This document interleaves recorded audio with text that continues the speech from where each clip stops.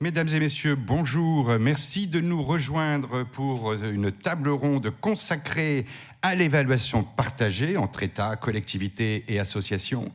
Mais avant de vous présenter nos intervenantes, et merci à vous d'avoir répondu présente pour cette journée, une table exclusivement féminine. Pour tout vous dire, on a commencé notre Assemblée Générale par une table exclusivement masculine. Voilà, les choses sont rééquilibrées. Merci vraiment d'avoir répondu présente. Nous avons quelques petits soucis techniques lors de la première table ronde consacrée au financement. Sachez que la captation, par contre, est parfaite et qu'elle vous sera donc, elle sera diffusable via le site du FONGEP. Désolé encore pour ce petit problème technique, mais vous aurez l'intégralité des propos tenus par nos participants dans quelques petites heures mis sur le site du FONGEP.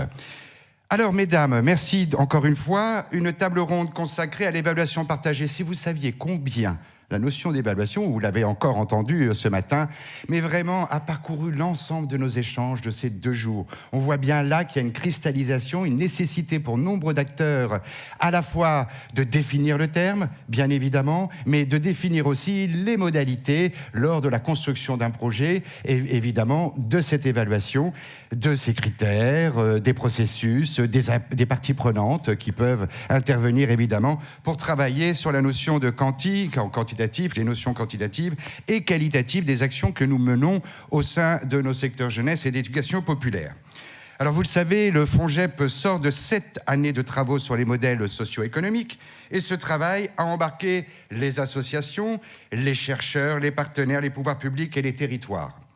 À la lecture de ces travaux, il est apparu naturel que le FONGEP s'oriente vers le sujet de l'évaluation qui est aujourd'hui donc fortement recherché, fortement demandé et attendu par nombre d'acteurs tels que les pouvoirs publics, les associations et bien évidemment les territoires. Et dans les territoires, on va parler évidemment de citoyenneté, les citoyens qui composent ces territoires. Tous dans un seul et unique but, eh bien, c'est de partager ce qui est évalué. Cette rencontre met aujourd'hui autour de la table des acteurs représentant toutes les parties prenantes que le FONGEP souhaite embarquer dans ses futurs travaux. Après le MSE, voilà que nous nous projetons sur un chemin axé, tourné, centré sur l'évaluation. En premier chef, les chercheuses qui ont, à la demande de l'INGEP, procédé à un état de l'art sur l'évaluation des associations. Je vais vous présenter dans quelques instants. Puis les associations au travers de l'Institut IDEAS qui a contribué au rapport sur l'évaluation des actions associatives, commandé par la secrétaire d'État, Madame Sarah El Haïry. Et enfin, les pouvoirs publics, au travers des associations de collectivités, avec l'exemple du département de France, et les ministères au travers du ministère de l'Europe et des Affaires étrangères. Cette table ronde, vous l'aurez compris, je pense, à travers ces quelques mots introductifs, a un objectif sous-jacent. Elle est le point de départ des travaux que souhaite initier le FONGEP avec toutes les parties présentes, afin que, collégialement, nous réunissions toutes les conditions pour une évaluation co-construite, point d'interrogation, co-gérée, point d'interrogation, partagée, point d'interrogation. Voilà, les 3 interrogations sont posées. Je vais vous présenter donc nos représentantes de ce jour, donc État, collectivités locales et associations. Je vais vous demander de faire un petit coucou peut-être. Alors nous avons avec nous Isor Lefeuvre, donc, qui est chargée de mission au pôle évaluation et performance au ministère de l'Europe et des Affaires étrangères. Bonjour à vous. Bonjour. Avec plaisir. Suzanne Chamy, déléguée générale de l'Institut IDEAS. Bonjour. Bonjour Suzanne. Francesca Petrala qui est avec nous également, économiste, maître de conférence. Et Marion Studer qui était également là, socio-économiste, chercheuse associée au CLERC. Alors qu'est-ce que le CLERC? Peut-être vous allez nous le préciser, mais voilà, Université de Lille. Merci à vous d'être venus en duo d'ailleurs pour nous donner à voir quelles sont vos approches de cette notion d'évaluation partagée. Et enfin Nadia Rachedi, bonjour. Bonjour à vous. Vous êtes médecin expert. Alors, telle ne fut pas ma surprise, mais j'ai mieux compris dans le cadre de notre préparation. Vous allez nous dire pourquoi aussi vous êtes là. Médecin expert, responsable de l'Observatoire Jeunesse au département de l'Hérault, représentante de l'Assemblée donc des départements de France. Merci à vous. Alors d'abord, une première partie, évaluation. Alors vous êtes chercheuses, toutes deux, Marion et Francesca, et on voulait vraiment vous laisser la parole un peu plus longtemps, pas vraiment, vous connaissez la contrainte, nous avons 1 heure devant nous, mais pour nous donner à voir un travail que vous avez réalisé très conséquent, que vous intitulez « Une revue de littérature portant sur l'évaluation associative ». Définition des concepts, la sémantique, c'est quelque chose de très important. L'utilité sociale, l'impact social, de quoi parlons-nous exactement? Quels sont ces deux objets-là? Mise en évidence des tendances également prédominantes en matière d'évaluation au regard de ce que vous avez mis en lumière dans votre revue littérature. Et peut-être, on aura le temps, j'espère, quelques illustrations de pratiques qui tendent à dépasser peut-être les cadres existants, puisqu'il y a là, notamment pour notre secteur, vous l'aurez compris, à travers les dynamiques d'évaluation, un enjeu d'émancipation, bien évidemment, pour être conforme à la raison d'être de nos associations de jeunesse et d'éducation populaire. Eh bien, je vous laisse la parole d'abord sur cette revue de littérature, état de l'art et quelques définitions. Merci. Bonjour à tous. Alors, un programme ambitieux, quand même. Je ne pense pas qu'on abordera tous les éléments. Vous n'avez pas 3 heures, vous avez tout compris. Voilà. On s'est dit avec Francesca, on s'est un peu organisé dans notre temps de parole. On se propose d'organiser ce temps de parole en 2 temps. Moi, je vais peut-être revenir sur les termes qui dominent l'évaluation aujourd'hui dans les associations. Et puis, Francesca abordera dans un second temps peut-être plus les risques et les éléments plus pratiques sur l'évaluation aujourd'hui. Alors moi, l'objectif de ma présentation, c'est peut-être de faire une mise en perspective des termes dominants dans l'évaluation des associations aujourd'hui en France, et j'en identifie 2 de termes dominants qui ne renvoient pas à la même chose, qui ne disent pas la même chose de la manière de représenter la valeur des associations. Ces 2 termes sont les termes d'utilité sociale et d'impact social, et ce que je vous propose là, dans le temps qui m'est imparti, c'est de revenir un peu sur les fondements épistémologiques, les fondements historiques de l'apparition de ces 2 notions en France dans la pratique évaluative des associations. Et donc, je vais d'abord me concentrer sur l'utilité sociale, puisque c'est le premier terme qui est apparu dans les années 70. Une des spécificités de ce terme, c'est que c'est un terme franco-français. Et ce n'est pas anodin, puisque peut-être, c'est à travers cette spécificité, ça reflète déjà l'envie de refléter une spécificité associative en France. Deuxième élément, c'est que l'utilité sociale est apparue donc, dans les années 70, d'abord dans une envie de différencier les associations du secteur privé à but lucratif. Et c'est vraiment cet esprit qu'on retrouve dans l'utilité sociale au fur et à mesure de la promulgation des lois. Je pense à la loi de 1998 autour des 4P, la loi de 2014 également. L'idée vraiment qui traverse l'utilité sociale, c'est de donner à voir une activité qui prend en compte un besoin qui est mal pris en compte par le marché, une activité qui répond à des besoins d'un public qui n'est pas forcément investigué par le marché, voilà, de répondre à des besoins qui n'est pas capté par le marché. Et c'est vraiment par cette activité spécifique que les associations peuvent revendiquer leur utilité sociale et aussi leurs avantages fiscaux et financiers, en fait. Donc elles prouvent qu'elles ont une utilité sociale, qu'elles répondent à un besoin qui est mal pris en compte par le marché. Et c'est cette différenciation qui fait qu'elles ont ces avantages fiscaux et financiers. On est vraiment dans cette logique de différenciation. Et peut-être, pour reprendre les termes de chercheurs Engels et Elie, un peu de dimension identitaire au travers de l'utilité sociale. Ça, c'est pour le premier terme qui est apparu dans les années 70. L'impact social est apparu un peu plus tard. En France, déjà un premier élément, c'est que l'impact social n'est pas un terme franco-français.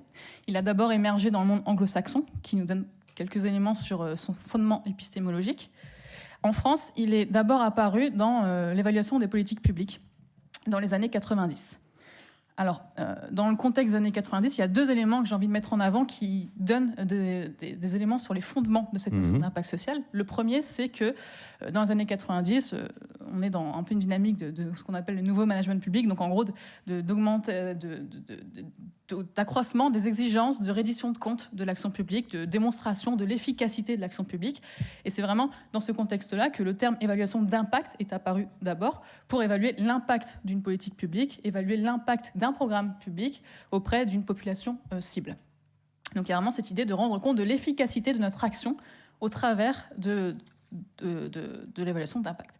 Deuxième élément important, je pense, à mettre en avant, qui a aussi eu lieu dans les années 90, c'est un changement dans la manière d'évaluer. Et ce changement, il se traduit par une domination progressive de la logique causale dans l'évaluation, avec l'adoption de ce qu'on appelle le diagramme logique d'impact, en gros, qui est une représentation linéaire de l'évaluation, où on essaye de lier vraiment causalement, et sur une échelle plutôt microéconomique, les actions entreprises avec les effets sur les publics bénéficiaires en bout de chaîne. Et on essaie vraiment de retracer causalement ces effets, toutes choses égales par ailleurs, on dirait en économie, donc indépendamment de l'activité d'un écosystème d'acteurs qui pouvaient travailler également sur cette action.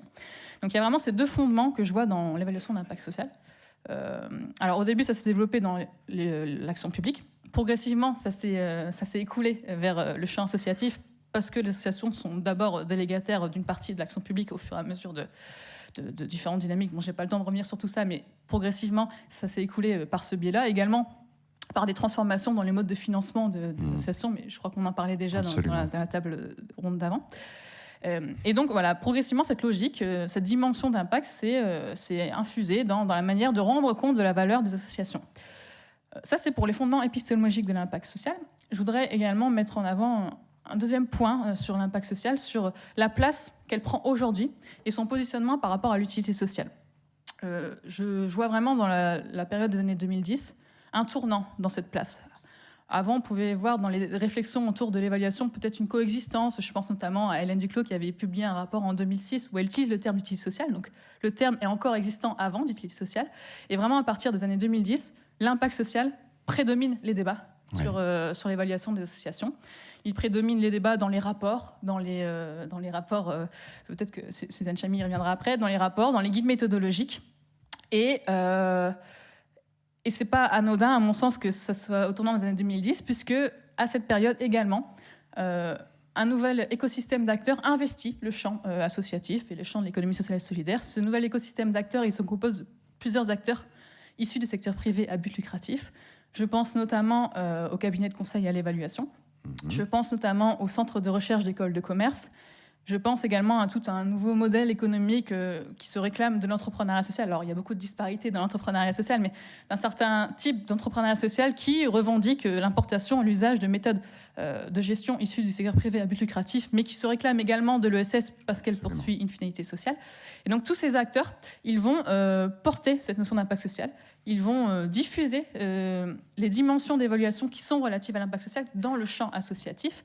Et à mon sens, ces acteurs vont également participer de la structuration d'un marché de l'évaluation qui épouse quand même les contours de cette logique d'efficacité, de causalité qui était inhérente à l'impact social que j'évoquais tout à l'heure.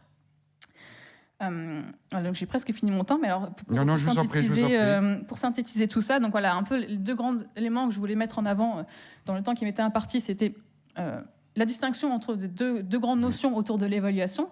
L'utilité sociale, d'un côté, qui est apparue en premier et qui reflète plutôt peut-être une dimension identitaire de l'évaluation des associations, où l'idée, c'est peut-être par le prisme de cette utilité sociale de se différencier du secteur privé à but lucratif.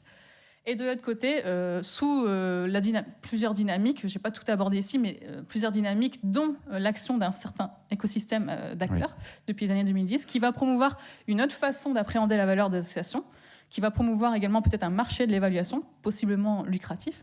Il y a des marchés, il y a beaucoup de potentielles demandes. Et dans cette vision de l'évaluation d'impact social, on n'est plus dans l'idée de se différencier du secteur privé à but lucratif, mais on est plutôt dans l'idée, en adoptant des préoccupations d'efficacité, en adoptant une logique causale linéaire, d'épouser finalement les contours organisationnels du secteur privé à but lucratif pour augmenter notre efficacité. Et cette évaluation d'impact social rentrerait plus dans ces exigences-là de rendre des comptes sur notre efficacité. Absolument, absolument. En ayant changé peut-être de lunettes. Voilà, en changeant peut-être de prisme de lecture du champ. Voilà, merci beaucoup pour ces premiers propos, un peu de sémantique, en effet, nous fait du bien. Merci à vous. Alors, Francesca. Donc, je prends le relais pour continuer les propos de Marion. Donc, merci beaucoup de m'avoir conviée à cette table ronde. Alors, donc, si je résume, aujourd'hui, l'évaluation d'impact est dominante. C'est ce qui ressort en tout cas de notre revue de littérature. Et donc, derrière cette notion d'impact... d'évaluation d'impact, vous l'aurez compris, on est sur, comme l'a dit Marion, sur une causalité linéaire, souvent menée par des extérieurs à l'association. Donc on va parler d'évaluation hétéronome et avec une prédominance en fait d'indicateurs plutôt quantitatifs qui ne sont pas forcément concertés, négociés, partagés, avec aussi... l'envie peut-être d'arriver à un indicateur final. Donc certes, il peut être fait d'un référentiel, mais je vous renvoie à l'impact score qu'a fait le Impact France, en fait, l'ancien mouvement des entrepreneurs sociaux, où vous pouvez vous auto-évaluer sur différentes dimensions de l'impact et au final, vous avez un score qui vous permet de vous situer par rapport à différentes démarches sociales et écologiques. Donc on voit bien en fait cette tendance c'est pour ça qu'on a insisté sur le fait que derrière il y a vraiment un présupposé de causalité linéaire qu'on peut prouver. Avec, si on le fait, va jusqu'au bout, avec des méthodes, avec un contrefactuel, pour vraiment essayer d'isoler cet effet d'un projet sur l'impact. Alors, la question était de dire, bon, comment sortir un peu de cette méthode assez dominante et reprise par de nombreux pouvoirs publics. Alors, évidemment, l'évaluation, c'est un enjeu, on l'a dit, c'est essentiel pour les associations, pour rendre compte de la valeur créée, pour mettre en avant, comme l'a dit Marion, les spécificités associatives, et ça peut être évidemment un réel outil de pilotage pour les associations. Si on sort de cette logique unique de rendre compte à des pouvoirs publics parce qu'on a obtenu des financements publics. Alors comment faire ? Je ne vais pas présenter des pratiques, des exemples, parce que on n'est pas là à vous montrer des bonnes pratiques, mais plutôt des critères. Donc, pour sortir de cette évaluation causale, évidemment, il faudrait sortir de la causalité et donc envisager une vision beaucoup plus systémique de l'évaluation, sortir de cette approche très micro, comme l'a dit, centrée sur l'organisation, et ne pas oublier qu'une association, vous l'avez dit, est inscrite dans un territoire, en interaction avec une diversité d'acteurs qui implique différentes parties prenantes. Donc, il vaut mieux être dans une approche beaucoup plus systémique qui prend en compte des interactions, des boucles itératives, comme on dit, avec de l'apprentissage, et où on s'intéresse aussi au processus de l'évaluation plus qu'au résultat final, hein, si je caricature un peu cet impact score. Donc ça veut dire aussi une évaluation qui devrait être autonome, c'est-à-dire vous l'avez dit, hein, co-construite par les acteurs, avec des critères qui sont co-définis, avec une implication large des parties prenantes. Donc, à vous aussi de voir quelles sont les parties prenantes que vous souhaitez impliquer, bénéficiaires, salariés, mais aussi peut-être pouvoir public et d'autres directions, gouvernance, bien sûr. Donc, important d'avoir cette participation au processus, mais aussi à la définition des critères. Avoir évidemment une définition multicritère, multidimensionnelle, et sortir de l'idée qu'il n'y a que les indicateurs quantitatifs qui vont être nécessaires pour évaluer l'impact. Hein. Des démarches qualitatives sont importantes aussi. Et enfin, j'insiste vraiment sur l'idée que l'évaluation n'est pas qu'un résultat final qu'on veut essayer de prouver, mais aussi un processus. Et pourquoi je réinsiste ? Parce que ça peut être un outil important pour les associations que si c'est aussi un apprentissage pour les structures. Si c'est vraiment un outil, pas juste un score final, mais vraiment une dynamique qui permet aussi, évidemment, d'améliorer ses pratiques, d'apprendre, de former aussi les personnes à cette démarche-là. Donc on est bien dans une approche beaucoup plus systémique, avec toutes les interdépendances et les liens avec différents partenaires sur les territoires.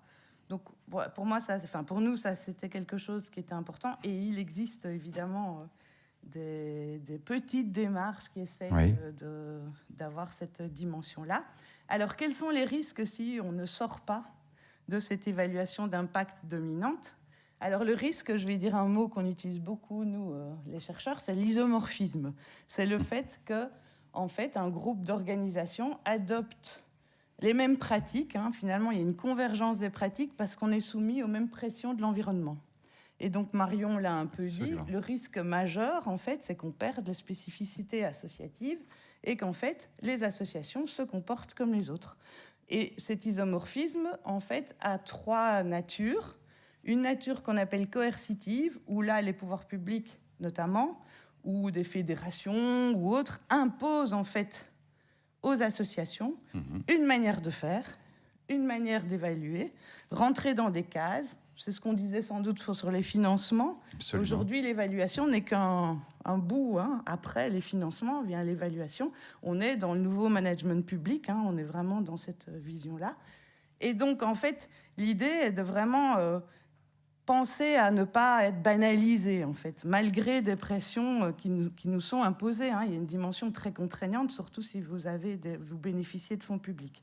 La deuxième dimension est mimétique, où là, Marion l'a un peu dit, en fait, comme ce marché de l'évaluation avec tous ces consultants qui nous viennent du secteur privé à but lucratif, viennent avec leurs pratiques, sont beaucoup plus légitimes ou considérés comme légitimes, et donc on va, par facilité, parce que ça marche, comme on dit, eh bien on va adopter ces pratiques-là pour réduire l'incertitude et du coup acquérir une certaine légitimité, puisque c'est ce qui est considéré comme efficace, dominant. Étant la norme. Voilà. Dernière chose, c'est un isomorphisme qu'on appelle normatif. Et là, le secteur est responsable aussi. Donc vous êtes là, je vous interpelle aussi, dans la mesure où tout cet écosystème d'acteurs contribue à créer de nouvelles normes. Et on voit arriver cette culture de l'évaluation.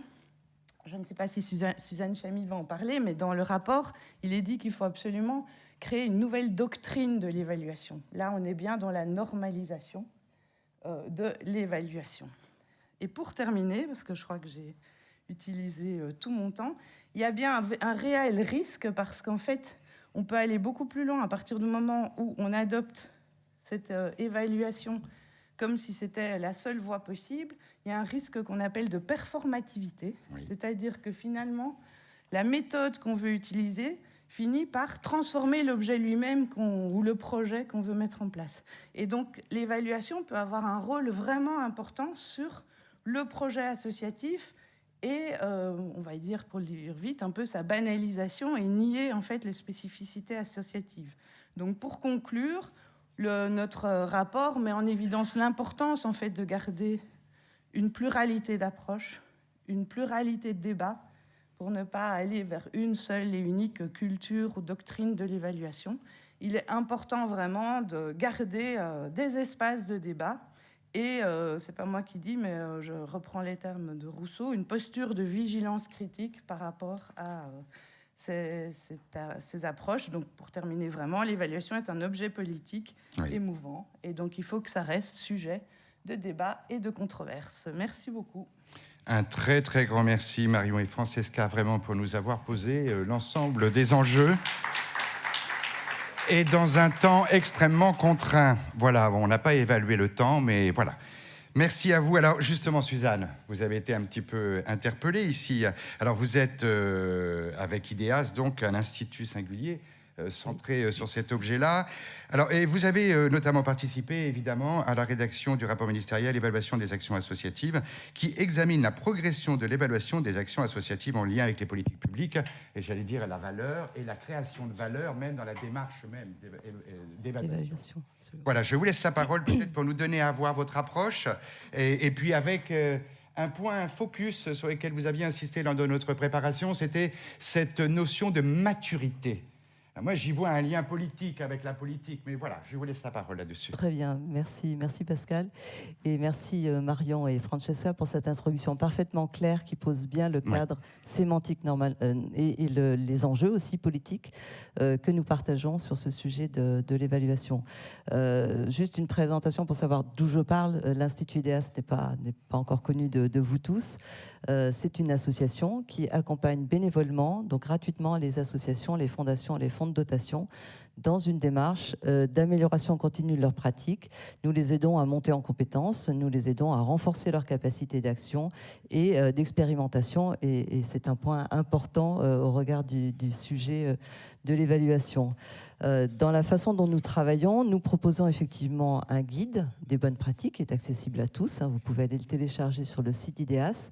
Et au travers de ce guide, des 90 bonnes pratiques que nous proposons, effectivement, nous pouvons passer en revue tous les aspects du fonctionnement d'une organisation en partant des fondamentaux associatifs que sont le projet associatif. Et je rejoins complètement Francesca sur l'importance de poser le projet associatif avant, évidemment, de commencer à réfléchir au sujet d'évaluation. Donc, c'est vraiment ce fondamental-là que nous posons avec les associations. Ensuite, nous passons, évidemment, au sujet de la cartographie des parties prenantes. Et c'est là aussi où nous rejoignons ce que vous avez posé comme prérequis, à savoir, quand on parle évaluation au regard de quelle partie prenante. Donc, faire cette cartographie, c'est un exercice pas facile pour les associations, on le constate sur le terrain aujourd'hui. C'est parfois, c'est nouveau.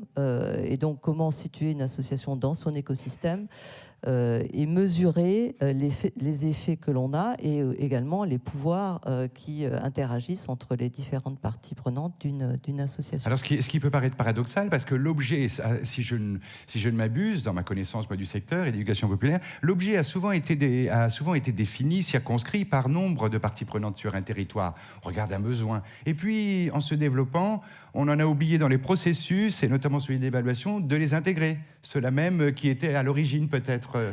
C'est pour ça qu'on insiste dans la façon dont on aborde, nous, toute l'organisation sur le fait de bien réfléchir aux fondamentaux. Une fois qu'on a posé le projet associatif, passer à l'exercice, cartographier ces parties prenantes et prendre la mesure des liens d'influence que l'on a vis-à-vis de ces différentes parties prenantes, parce que ça va ensuite conditionner la réflexion sur l'évaluation. Donc c'est vraiment important, on regarde nous, notre approche de terrain, d'y aller étape par étape et de bien poser les fondamentaux avant d'aller réfléchir à quelle méthodologie, quels objectifs.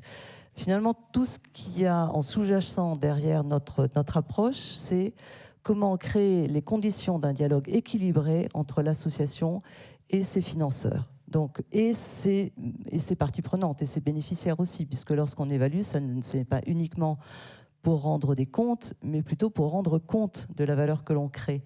Donc, il est important, dès le départ, de définir la nature des liens que l'on a avec ces parties prenantes et l'objectif que l'on recherche ensemble lorsqu'on engage une réflexion sur l'évaluation.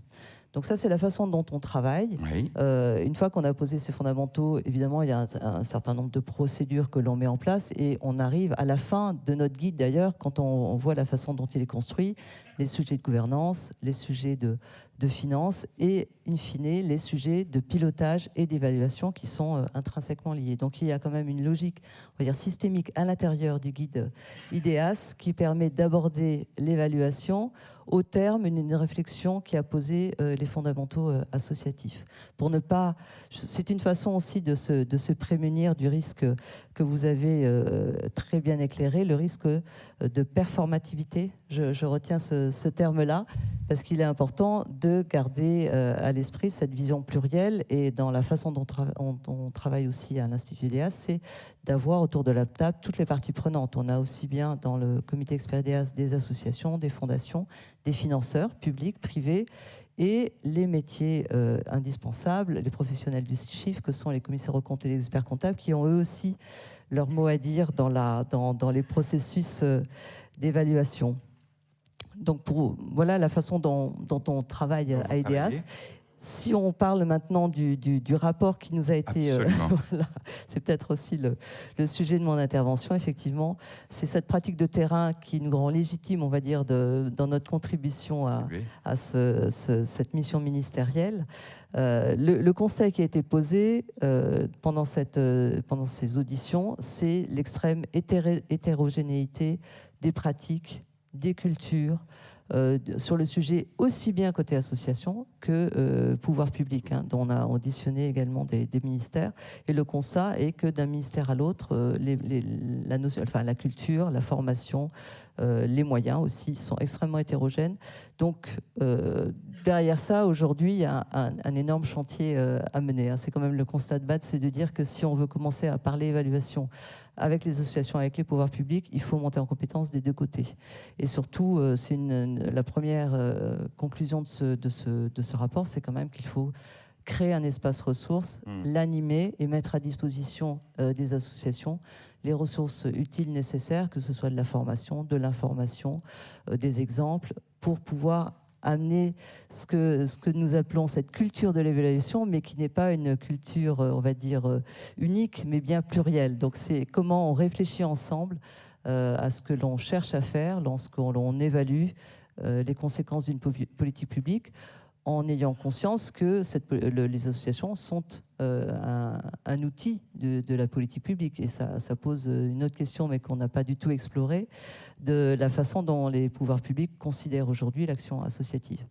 Ça, c'est un autre sujet qu'on n'ouvrira pas aujourd'hui. Très bien. Il y avait, lors de notre préparation, à mettre en lumière peut-être juste cette notion de maturité. Ça m'a beaucoup intéressé et j'ai du mal à circonscrire la définition qui est la vôtre.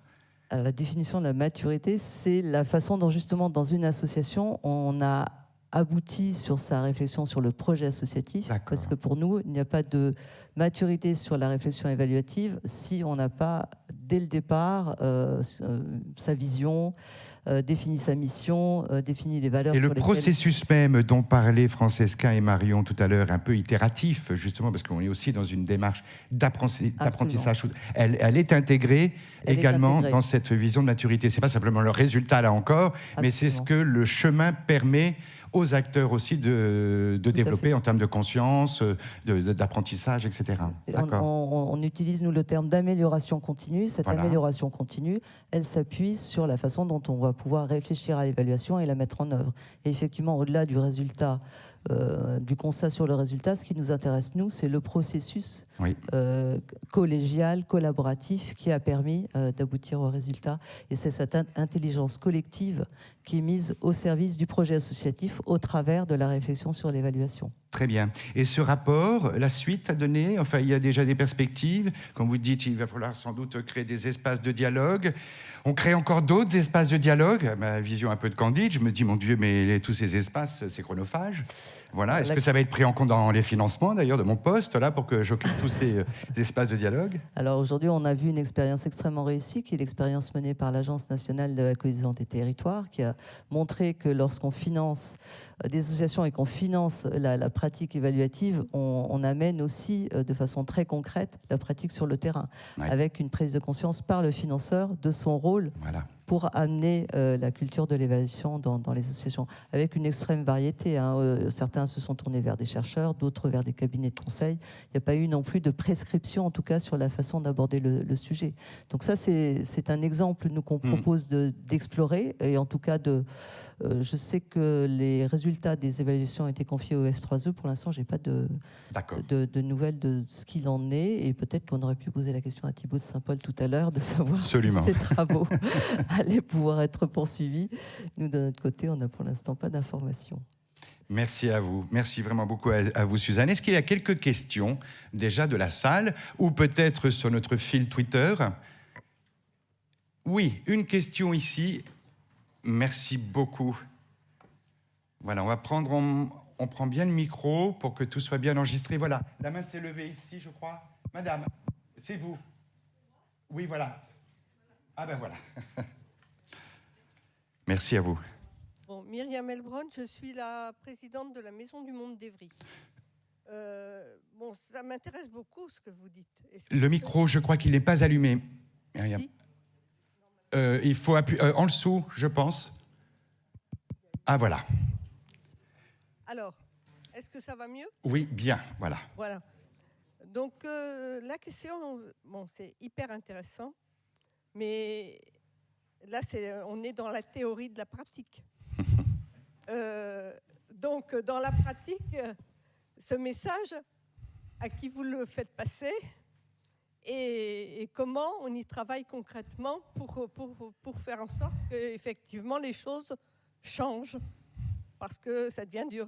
Bon, moi, je voudrais transmettre le flambeau de la Maison du Monde après 40 ans à des jeunes qui puissent effectivement pouvoir parler d'avenir de façon sereine et pouvoir s'engager durablement. Voilà. Merci beaucoup, beaucoup de cette question. Et une deuxième question, et puis on va donner la parole à nos invités. Alors, on aura 3 questions, et après. Monsieur, je vous en prie, vous aviez une question? Oui, Benjamin Lemoine, Association des centres sociaux de la région de Valenciennes. Moi, je crois qu'il y a en effet un vrai problème avec les cabinets conseils. Nous, on s'évalue en permanence, les centres sociaux. On a un agrément tous les 4 ans, avec une évaluation très poussée. et on veut travailler sur l'impact social. Et il n'y a pas d'intervenant qui pourrait nous aider à travailler sur l'impact social, vraiment sur une démarche, je dirais, qui mettrait en avant le développement du lien social, le développement du bénévolat, le développement des partenariats qu'on tisse sur un territoire.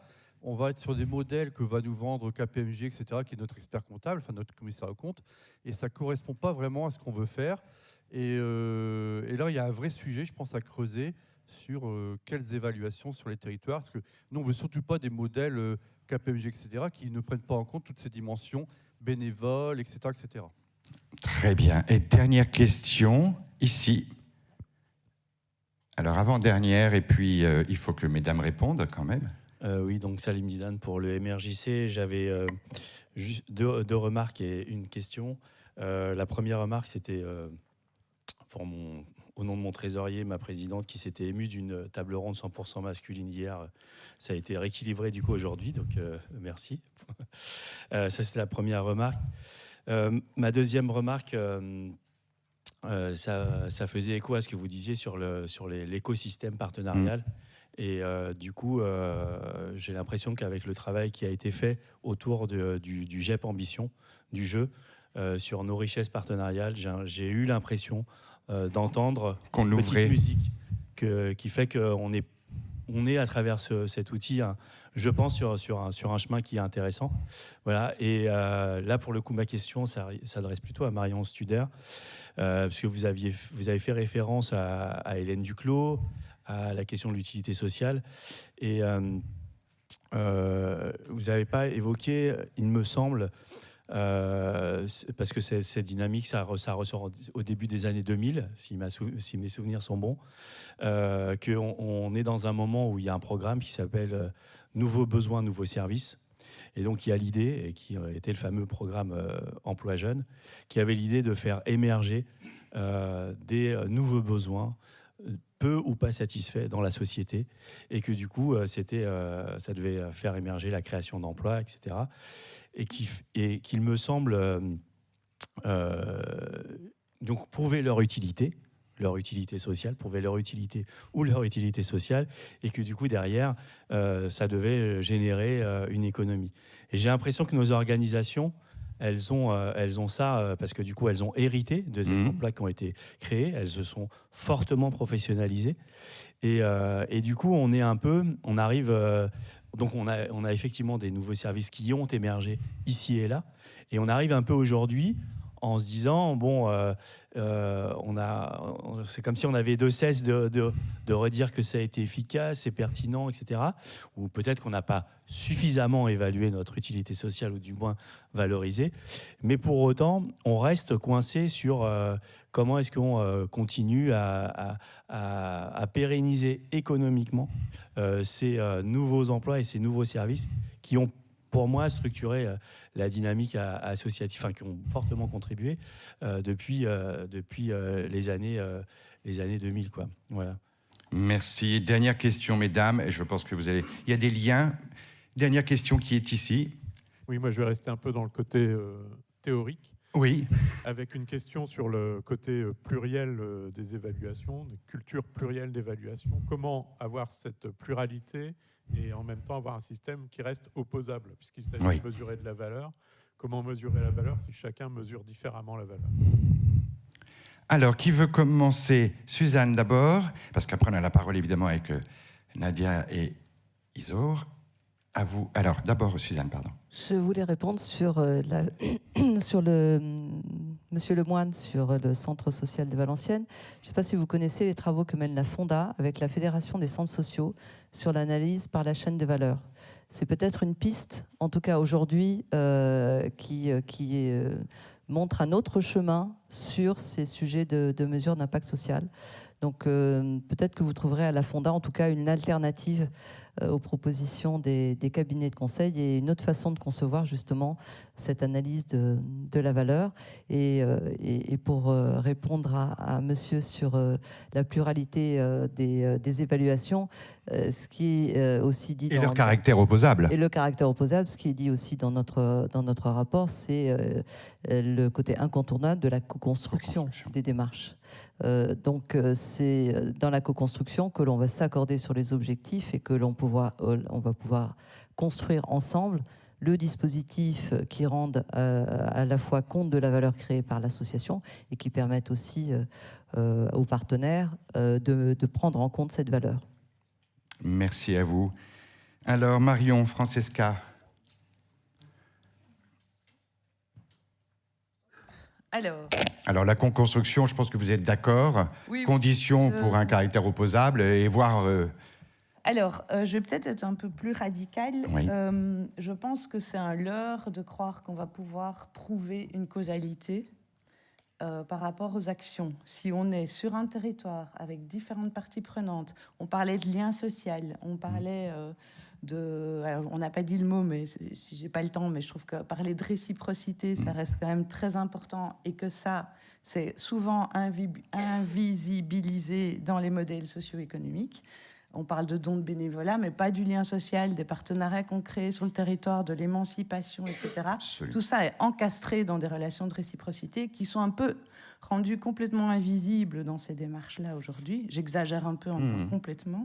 Et donc, moi, la question que j'ai, c'est est-ce qu'on est en capacité de faire vraiment quelque chose d'opposable avec deux groupes, hein, c'est l'expérimentation,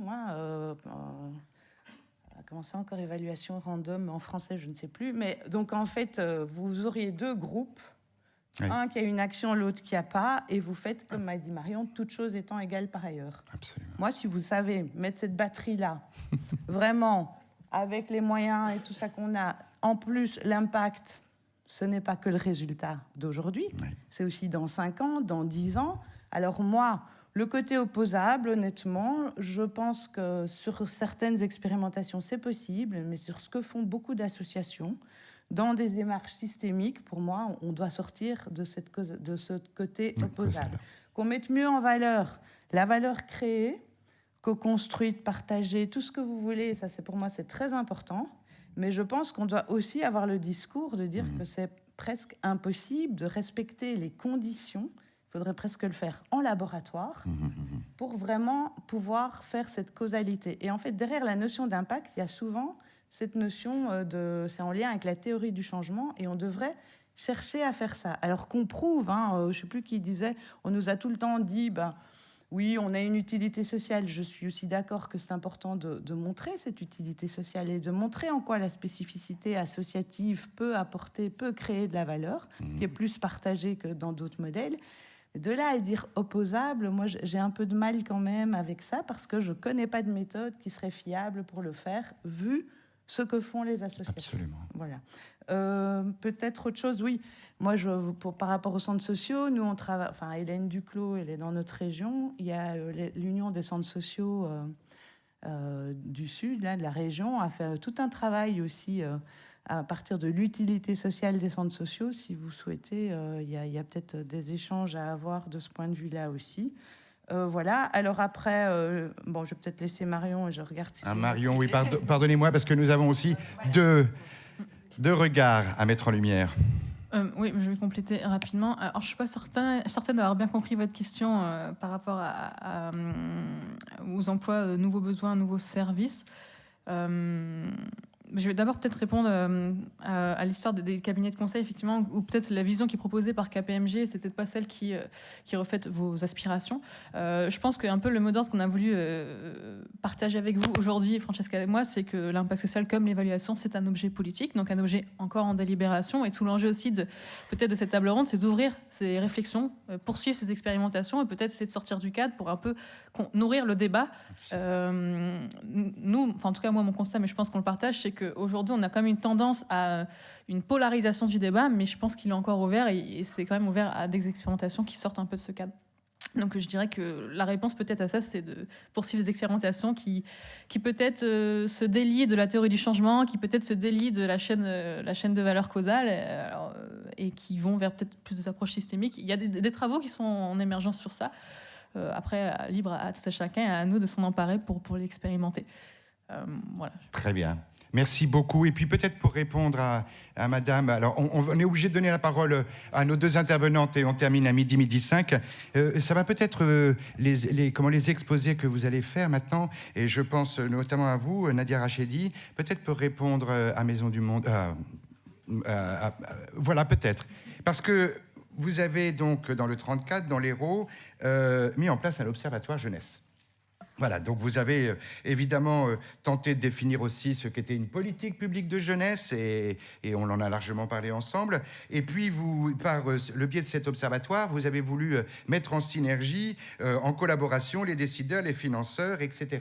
Alors, voilà, en quelques mots, qu'est-ce que vous avez mis en place de singulier, et avec un regard singulier qui est le vôtre quand même, que je rappelle? Oui, merci. Et je tenais à remercier Marion Nahan, qui est en charge des questions jeunesse et pas que au sein de l'ADF, qui m'a permis d'être ici avec vous. Alors, vous allez être déçus, hein, parce que le département de l'Hérault a créé en 2020 un poste de responsable de l'Observatoire jeunesse. 2020, c'est l'année Covid, et la crise sanitaire s'est dilatée, et donc on s'est heurté à cette situation-là. Mais l'Observatoire de l'Hérault continue à se cogner contre le mur du réel.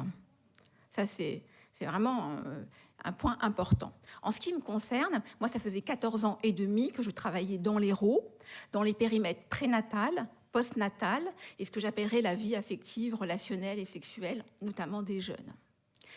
Donc, je vais vous partager avec vous 4 points d'étonnement. Le premier, c'est pas d'objectif explicite d'une politique publique jeunesse, avec 2 grands P. Et alors qu'il y a des objectifs explicites pour les publics d'amont. Il y a par contre des politiques publiques avec des petits P, jeunesse, peu, pas, difficilement identifiables. Le deuxième point d'étonnement, c'est que j'arrivais, moi, et je pensais qu'il y avait un continuum entre la vie intra-utérine, la naissance, gazouillis plein de promesses, la petite enfance, l'enfance, le développement. Et nous, la jeunesse, on l'envisageait comme le dernier triple chantier physique, psychique et social, avec des nouveaux organes, des nouvelles fonctions, des nouveaux pouvoirs et rôles sociaux, et qu'il fallait en prendre soin comme les petits pousses. Et les petits pousses, on est proactifs et on a une posture de jardinier. Et là, tout d'un coup, dans le monde de la jeunesse, j'avais l'impression que c'était un problème, un dispositif. Donc plutôt un mode réactif. Et puis une posture de pompier. Absolument. Donc ça, c'était deuxième étonnement. Ce qui a conduit l'Assemblée des départements de France à proposer, dans ses 102 propositions en décembre 2021 au futur président de la République, de reprendre tout ce continuum jusqu'à la majorité. Troisième point d'étonnement, et ça c'est Suzanne Chamy qui me l'a soufflé lors de la préparation, c'est l'immaturité du partenariat État et ses organismes associés, caisse d'allocation familiale, caisse primaire d'assurance maladie, collectivités et associations. Parce que ces politiques publiques jeunesse, elles peuvent coexister et totalement s'ignorer. Et puis, si elles s'articulent, elles témoignent d'un très bas niveau de confiance entre décideurs financeurs. On se coordonne, on coopère, mais on garde nos fonctionnements différents et nos financements en silo. Et quand la coordination et la coopération existent, elle est soit défensive et au mieux courtoise. On est rarement synergique. Donc on ne co-élabore pas. On n'a pas un agenda commun et une feuille de route partagée. Ça a conduit le président du conseil départemental de l'Allier, Claude Riboulet, lors des 20e Neuge Pro, qui est un rendez-vous donc connu des élus jeunesse et des professionnels de la jeunesse, l'année dernière qui fêtait ses 20 ans, donc, de proposer une conférence départementale de la jeunesse avec toutes les parties prenantes. Elle est en cours. Et il a été aidé en cela par Marie-Pierre Montaureau-Sadou, qui est la vice-présidente de la région Auvergne-Rhône-Alpes, qui avait fait ce constat lors des 20e Noches Pro, c'est que les régions avaient subi en un laps de temps très court à 2 changements profonds. 2016, changement de périmètre géographique. 2018, attribution du chef de filât de la jeunesse. Et là, je mets des guillemets, parce que je la cite, une patate chaude sans mode d'emploi. Et elle finissait en disant l'importance de l'alliance département-région. Les conclusions de cette conférence départementale, c'est-à-dire le concret, la pratique, ce qui va se passer derrière, ça sera donné le 18, 19, 20 octobre prochain lors des prochains Noches Pro. Le dernier point d'étonnement, donc le 4e, c'était l'intitulé de cette table ronde. Évaluation partagée. Comment on peut partager une évaluation avec un aussi bas niveau de confiance? La deuxième chose, c'est on évalue quoi? Les dispositifs ou la situation des jeunes ou les besoins des jeunes? Ça aussi, c'est assez, pour moi, c'est un brouillard. Et puis l'évaluation, je ne l'envisageais pas comme quelque chose, comme un contrôle, comme dans une approche normative, dans une approche gestionnaire, avec à la clé d'éventuelles sanctions. Dans la vision évaluation, c'était une évaluation plutôt dans une approche situationnelle, clinique, dans l'idée de faire de la dentelle territoriale et de répondre aux besoins des publics jeunes dans nos territoires. Et je reprends volontiers le terme de Dominique Duvou lors de vos dernières rencontres FONGEP, qui parlait de solidarité froide et de solidarité chaude. Et bien là, on a plein de connaissances froides, mais on n'a pas de connaissances chaudes. Et si on veut une évaluation partagée, il nous faut à minima un jeu d'indicateurs communs qu'on a co-construit, co-élaboré. Et ça veut dire qu'on le cultive. Ça veut dire qu'on le récolte, ça veut dire qu'on le traite, c'est-à-dire qu'on l'analyse. Donc on a besoin d'outils, on a besoin d'une organisation, on a besoin de ressources. Et aujourd'hui, vous comprenez pourquoi un observatoire à l'initiative d'un département se cogne contre le mur du réel. Après ces 4 points d'étonnement, 4 points constatés que l'on pourrait partager. C'est des politiques publiques avec petit p, une centrée plutôt sur des dispositifs, objets, et pas sur les jeunes, le sujet. Des politiques publiques petit p, inégales, puisque le cadre est lâche. On a un besoin impérieux d'un cadre institutionnel aidant, comme en amont. Pour la petite enfance, il n'y a pas de raison de changer et d'avoir tant investi sur les petits pousses et de l'arroser comme des jardiniers pour tout d'un coup se conduire en pompier avec eux. Et puis également créatrice d'inégalités. En dehors des dispositifs dédiés à un public particulier, les jeunes captés par les dispositifs, je dirais, universels des politiques publiques, c'est plutôt des jeunes intégrés, les sociologues diraient organisés. Donc ça renvoie à la notion de délit d'initié informationnel et culturel. 3e point qu'on pourrait partager, c'est le fait que ce ne soit pas synergique et donc incohérent.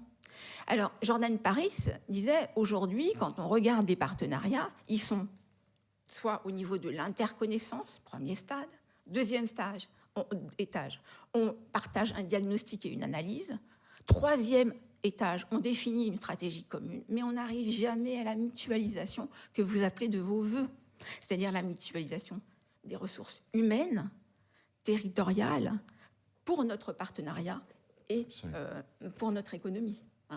Donc, c'est embêtant, parce que le principe qui semble nous guider, c'est on est toujours dans des logiques d'organisation où on est dépendant de volonté politique ou de volonté de décideurs qui sont en situation technique de décider, ou de circonstances, mais pas sur un principe de service public qui est notre valeur commune, une valeur immuable, qui n'est pas changeante, qui est finalement de répondre aux besoins des publics et de répondre au territoire. On a du mal à se mettre au niveau de ce terrain d'accord. Et le dernier point que nous pourrions partager, c'est finalement ces politiques publiques jeunesse avec un petit p, elles semblent portées par une ambition européenne qui me semble là, pour le coup, très claire. Créer et installer une citoyenneté européenne.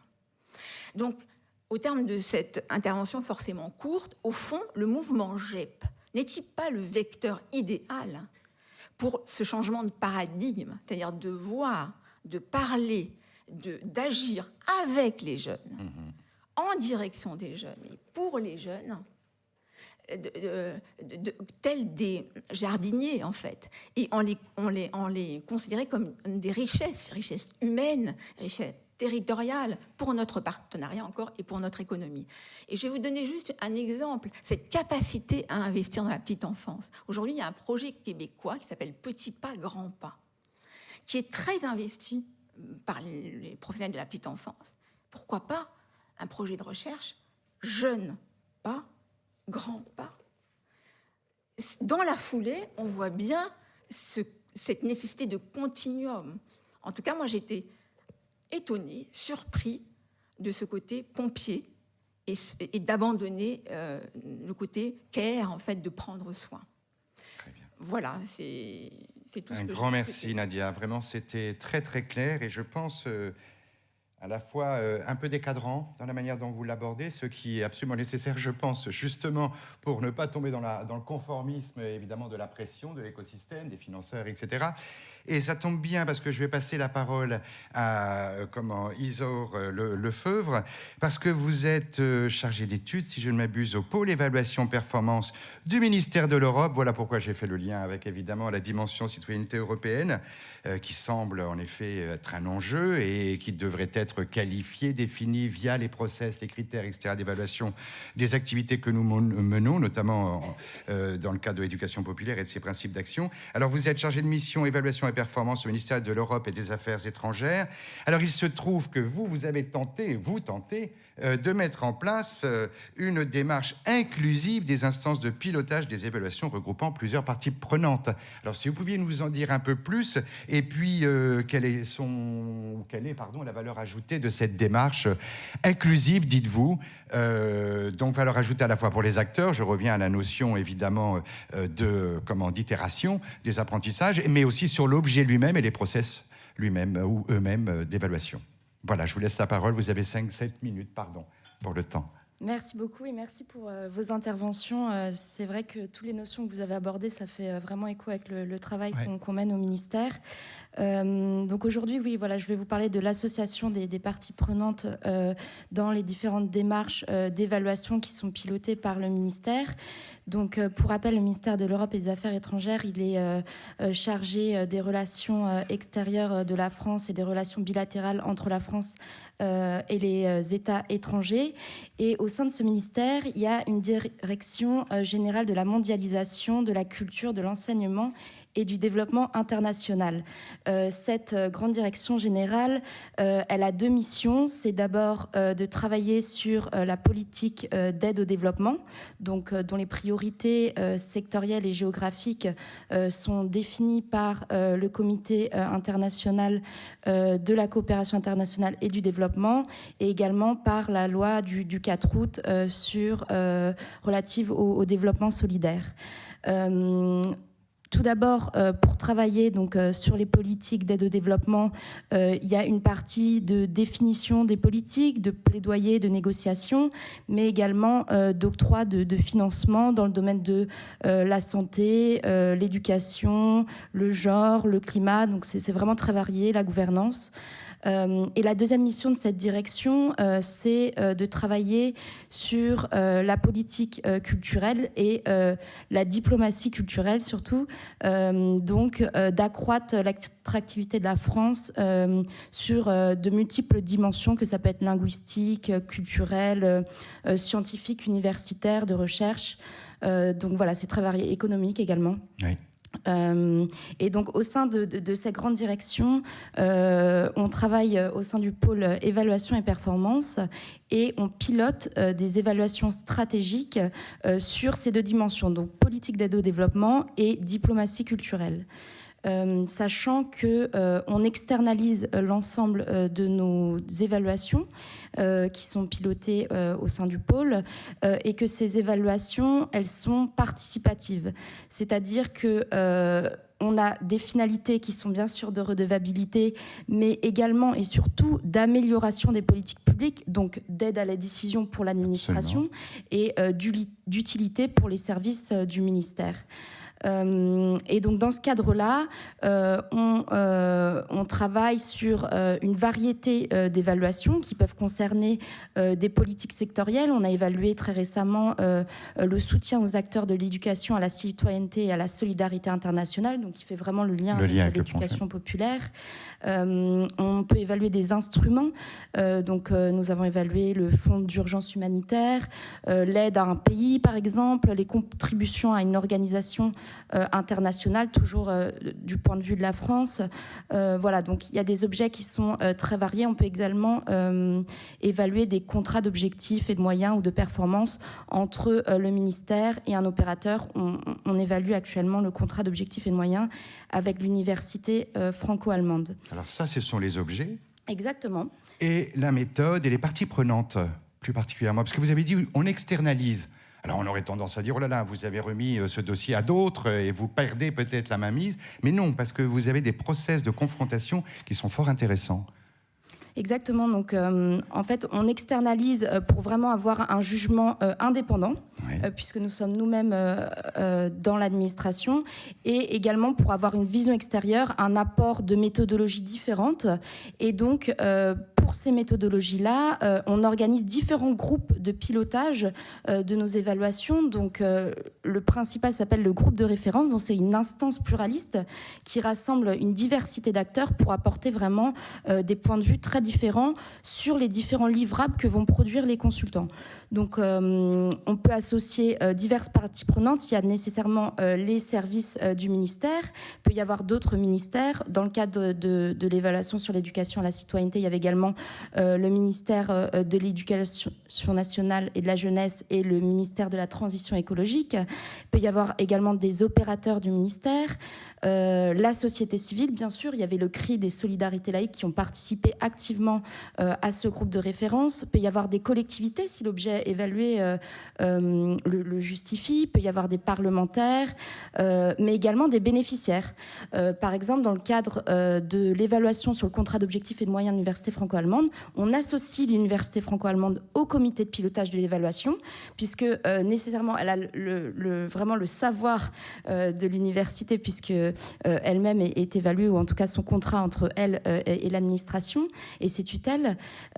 Et on peut associer également des bénéficiaires finaux. Donc dans le cas de l'université franco-allemande, il y a des représentants des associations étudiantes de l'université, donc qui étudient actuellement dans l'université, et il y a également des diplômés de cette université qui peuvent commenter et enrichir les analyses des consultants. Alors ils sont pris en phase finale ou ils sont, comment dirais-je, intégrés tout au long de la démarche? Alors, en ce qui concerne la commande évaluative, c'est surtout les services du ministère avec un petit cercle de parties prenantes. Donc, en général, par exemple, l'université franco-allemande, il y a tous les tutelles qui sont impliquées. Mais par exemple, on va bientôt évaluer le Conseil national pour le développement et la solidarité internationale. Et dans ce cadre-là, on a organisé, enfin, nos collègues ont organisé une consultation de tous les membres de ce conseil pour vraiment enrichir les termes de référence. Donc, en fait, l'appel d'offres qui va, in fine, recruter les consultants, puisque ce sont bien des appels d'offres publics. Et ensuite, les groupes de référence se réunissent à 3 moments de la démarche, c'est-à-dire au tout début en phase de cadrage, ils peuvent enrichir le questionnement. À mi-parcours, donc on reçoit un rapport intermédiaire et encore là, il commente ce rapport intermédiaire. Et en phase finale, quand on reçoit le rapport final provisoire, et ils se réunissent également à l'occasion de la phase de co-construction des recommandations. Donc là, les consultants proposent des recommandations dans le rapport final. Ces recommandations, elles sont débattues en atelier entre l'administration, mais l'ensemble des parties prenantes qui ont été conviées pour l'évaluation. Et ensuite, il y a également un moment de restitution publique qui ouvre beaucoup plus largement à d'autres acteurs. Et là, tout le monde est invité, donc soit à intervenir, par exemple pour l'évaluation sur l'éducation à la citoyenneté, à la solidarité internationale. Il y avait des associations, donc il y avait le CRID qui a témoigné, il y avait également un réseau régional multi-acteurs qui a témoigné, en plus de la réponse aux recommandations de l'administration et voilà, des autres ministères. Et là, c'était une évaluation conjointe avec l'Agence française de développement, donc, qui faisait partie également. Il y a également un président du groupe de référence qui est nommé. C'est-à-dire que cette personne, lors des réunions, elle s'assure qu'il y ait vraiment un débat, une sorte de maïeutique pour aboutir à un consensus et un nécessaire compromis en fin de réunion. Mais c'est surtout, elle est nommée avec un statut de personne neutre vis-à-vis de l'objet à évaluer. Donc, c'est pas toujours facile de trouver, mais en tout cas, voilà, c'est d'une grande richesse d'avoir des présidents de groupe de référence, parce que ça permet, voilà, à chacun d'exprimer son avis dans ces réunions.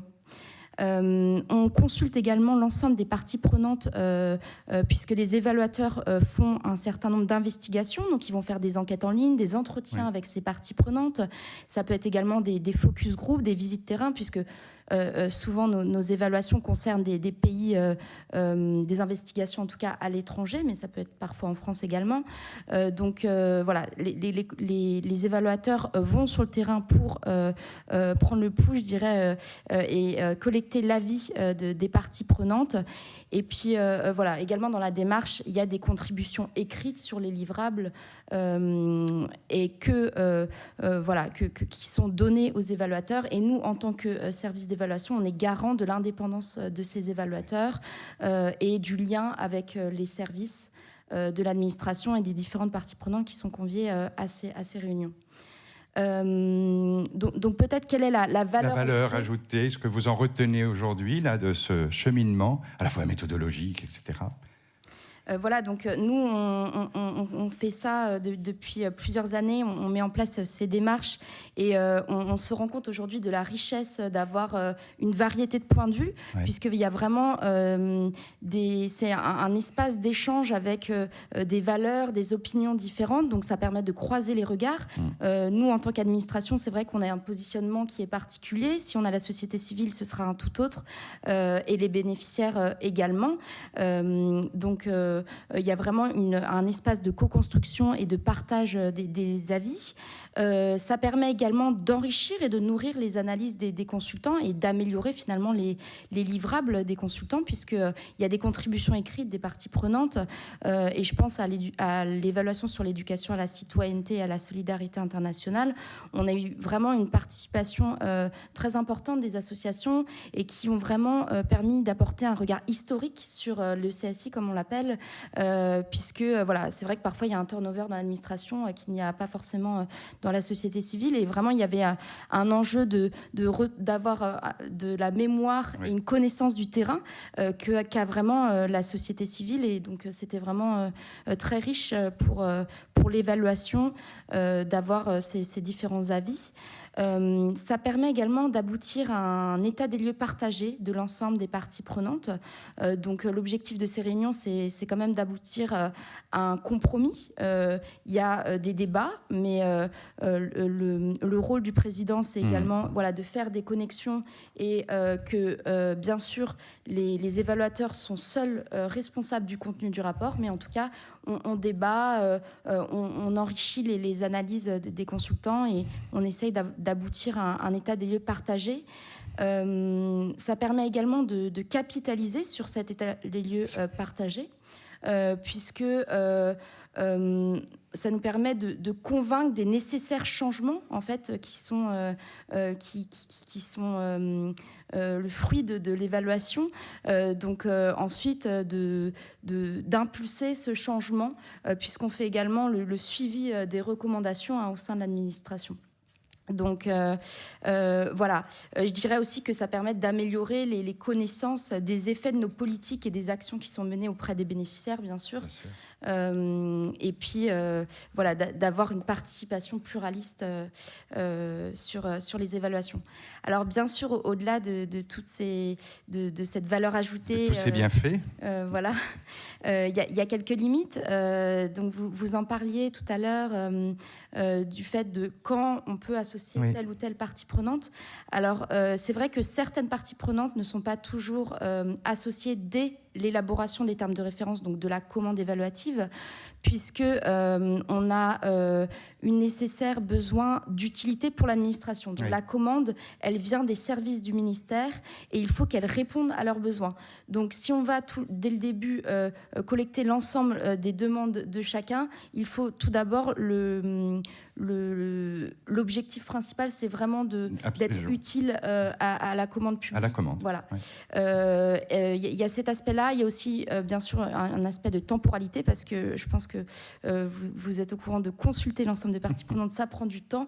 Et une évaluation, c'est déjà un regard sur la politique qui a été menée auparavant. Et du coup, on ne peut pas faire ça, que ça s'étale sur des années. Donc, on essaye que nos évaluations stratégiques soient réalisées dans une temporalité d'1 an. Donc, voilà. Ceci étant dit, sur le Conseil national de développement et de solidarité internationale, on a consulté les membres de ce conseil. Donc voilà, ça dépend vraiment de l'objet évalué et de nos possibilités aussi en interne de le faire. Maintenant, peut-être sur les nécessaires compromis et la recherche d'équilibre entre tous les avis qui sont donnés dans ces groupes de référence. Sur la dimension rétrospective, quand les évaluateurs donnent leurs principaux constats et analyses sur l'objet qui est évalué, parfois il y a des débats, pas de compromis qui en ressortent, voilà, exactement, sur les différents livrables qui sont donnés et différents constats. Là, encore une fois, ce sont les évaluateurs qui sont indépendants et qui sont seuls responsables du contenu du rapport. Donc, ils doivent, s'ils souhaitent garder un constat dans un livrable, le justifier, bien sûr, en argumentant pour telle et telle raison, que ce soit l'administration ou les autres parties prenantes, qu'ils souhaitent garder ce constat parce que pour eux, c'est le bon. Mais l'argument, les contre-arguments sont conservés pour toujours poursuivre au bout du bout la réflexion et le débat. Très Exactement. bien. Ouais. Ce qui est assez singulier comme approche d'ailleurs. Oui, tout à fait. Souvent, c'est la norme qui s'installe. Je vais être obligé de vous couper. C'est passionnant. Vraiment, merci beaucoup. Et pour tout vous dire, c'est d'autant plus passionnant que le FONGEP, vous le savez, initie en fait évidemment des travaux à moyen et long terme, justement sur l'évaluation, l'objet, la méthode, les acteurs, la temporalité, nombre de notions que vous avez éclairées pour nous ce matin. Moi, je garde en tout cas quelque chose peut-être pour clore, mais alors de manière très imparfaite, et excusez-moi, Monsieur le Président du FONGEP, mais sur cette initiative que vous allez évidemment mener avec des chercheurs, avec des élus locaux, avec l'État, et on espère aussi avec des bénéficiaires ou des publics, des citoyens, appelons-les les citoyens tout simplement, c'est que l'innovation obligatoire, la co-construction obligatoire, tant de l'objet que du process, voire la réinterrogation du processus lui-même pour réinterroger l'objet peut-être et le processus. Bref, conserver une dimension et je vous remercie Francesca de ce terme, qui a jalonné également tous nos débats durant ces 2 jours, assumer que c'est un objet politique.